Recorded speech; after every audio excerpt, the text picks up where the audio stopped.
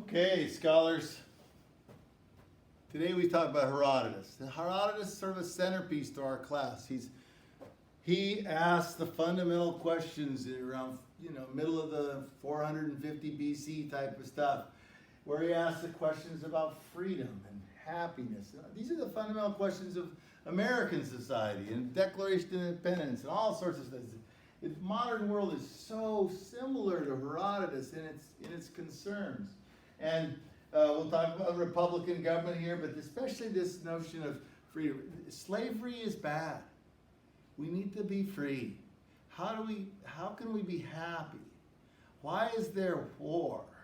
These are the great questions of Herodotus. And he's born here in what is now Turkey. And this was this Ionian coast, Greek-speaking people, and he actually talks about how these are conquered by the Persians, and so he himself and his family is Persian in their citizenship. They're under the Persian Empire, under Artaxerxes at that time. But all this Persian Empire here, the story is going to be is they attack Athens and Sparta. So the great question of the book is, how does Athens and Sparta survive when all of this attack? How do those folks survive? And that's the big sort of story of it. But it's a fascinating. It's the humanities. When I was in college, everybody still was saying that Thucydides was the great historian. And Thucydides treats social science. Everything is a chess piece, and there's no women, no fun stories, no families, it's about power and the exertion of power in a sort of zero-sum game in Thucydides. Whereas for Herodotus, no, it's a story about people and their searches, their yearnings for making a better society, better lives for themselves. So Herodotus is a lot of fun. Let's just start by looking at this first sentence here, which is a famous first sentence for a book.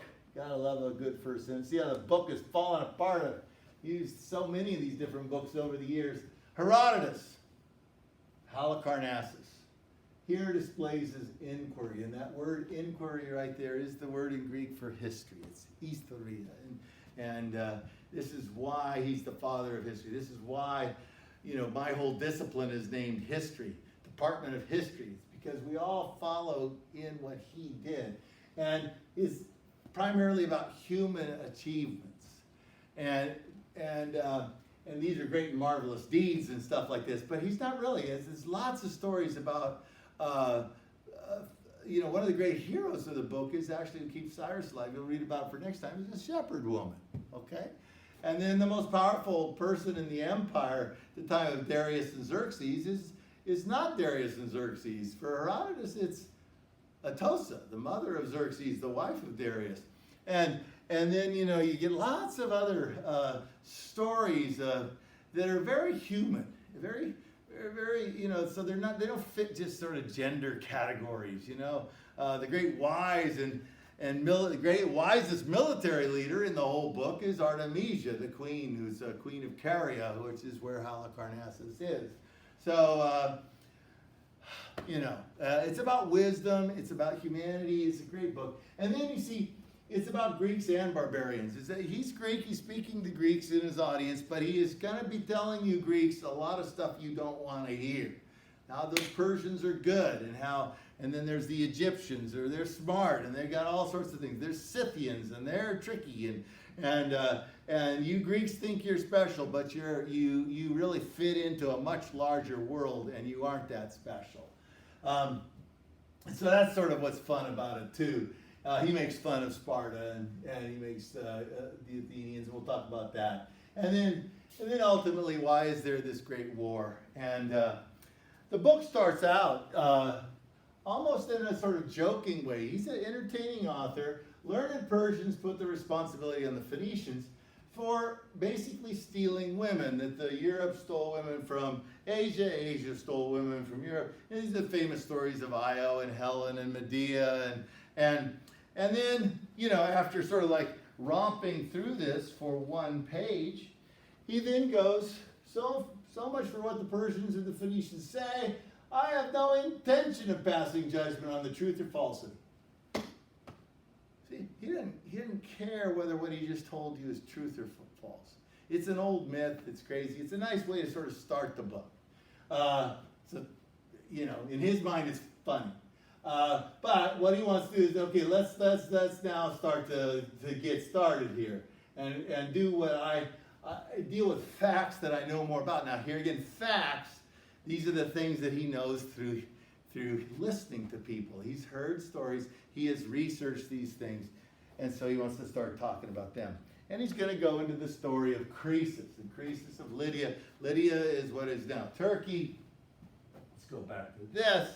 Croesus is the king of this whole area, beginning to be very dominant. He had conquered the Ionian coast, and his capital is there in Sardis. And what we're going to have to happen is Cyrus and the Persians are going to conquer Croesus and Sardis. Okay, that's sort of crucial to this beginning here. But does he stick, of course, with the Croesus story? This is what's always fun, and you got to keep an eye out for it. I'm going to talk about Croesus, but the real issue is, I'm going to go 5 generations earlier into these Candales and Gyges stories. But notice here again, this is the kind of stuff which you always keep, when he says something like, before Croesus, the Greeks on the Ionian coast were free, his people. Okay, so freedom is, always keeping that idea, who's free and people giving up their freedom, all sorts of stuff. So, go to the Candales and Gyges story. I gave you that little movie clip out of English Patient.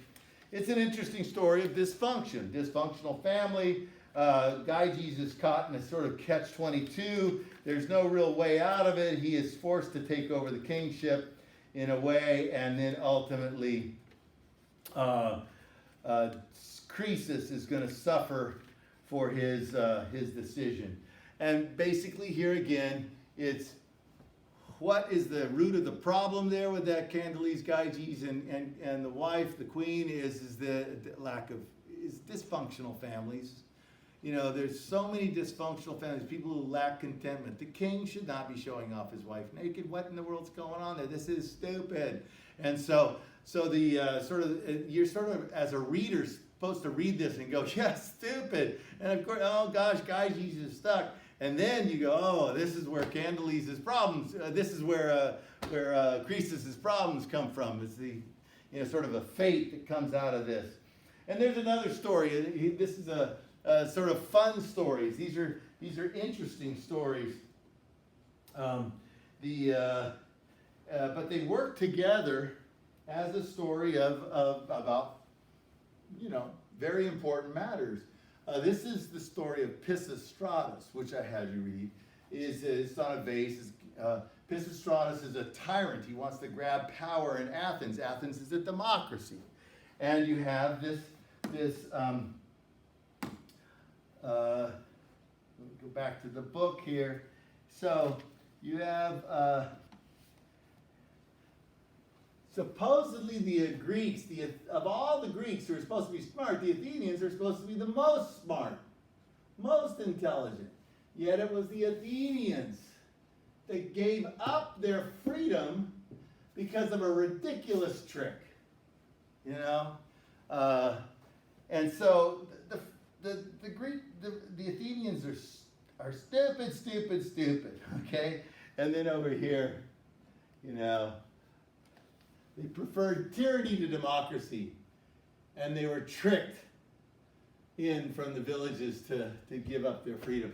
And this freedom that people are giving up. This is a story that he talks a lot about. We get stories of this in the Bible. We get them coming through, and they're very big stories for us today. It's how the people, whoever the people need to hold on to their freedom and not be tricked out of it by a tyrant, Pisistratus. Okay? People need to be guarding their freedom. People need to be content. People need to be, happy. And people, if they're content and happy and guarding their freedom, things can work out real well. But Herodotus is always about, much like the Old Testament, is always about how the people won't be content. The people keep giving up their freedom. The people are screw-ups, okay? And that's a big issue for Herodotus throughout. The humans just don't do a good job of taking care of themselves. Now, one of the last stories, and I'm just racing through here, but Croesus gets put onto the funeral pyre by Cyrus when Cyrus is coming in to conquer him. And remember, we asked, Cyrus is famous in history for toleration, diversity, the Cyrus Cylinder, the book of Ezra, that first chapter where he wants to make people happy, all right?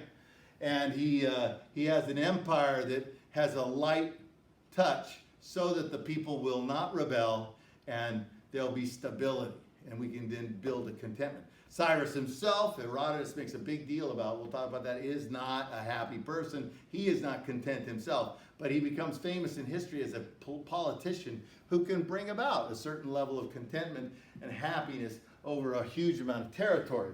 So the great question in history is, where does this come from? Well, as so many things, it's also a question for Herodotus. And Herodotus tells a story that when Croesus is dying on the funeral pyre, and we don't know if this story is true or not, but it is a story he has heard, and he is going to relate it to us, is that Croesus, who had talked to Solon earlier about happiness and then dismissed Solon, now at the end, he's about to die, he whispers the word Solon, Solon, and therefore Cyrus wants to hear, oh, is there some sort of wisdom from Solon here? And so Croesus is taken off of the funeral pyre, gives such things as, no one is fool enough to choose war instead of peace. This whole book is about fools, people choosing war instead of peace. Why is humanity so foolish? But he'll propose this often, is the foolishness. And here right at the beginning, no one should be, if things were run correctly, no one would be going to war over peace. So peace is the goal. And then he says to Cyrus, okay, he gives some advice to Cyrus. I have some advice.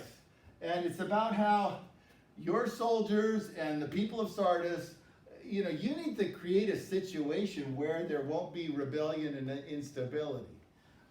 You need to make people like you, not hate you. I mean, that's it's important. And if you can create a government where people like you, you can create stability. And so Croesus gives this advice to Cyrus. Doesn't do much with it in the book. But we in history look back and go, oh gosh, this is so, because what is Cyrus so famous for? Why do we have that Cyrus Cylinder in Balboa Park? It's because of his ability to bring people to like him enough so that they don't rebel, a sense of toleration. And when he conquers places, he doesn't destroy them, he actually leaves them better off than when he got them.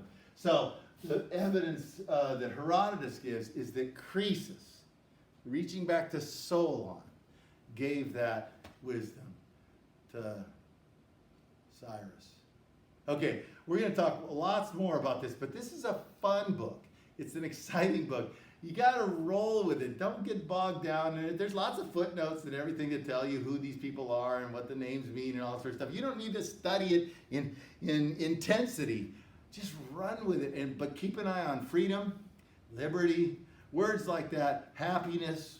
This is what the book's ultimately about: war and peace, contentment, wisdom. Who is giving wisdom? Where do you find wisdom? Often it's in the most unexpected places.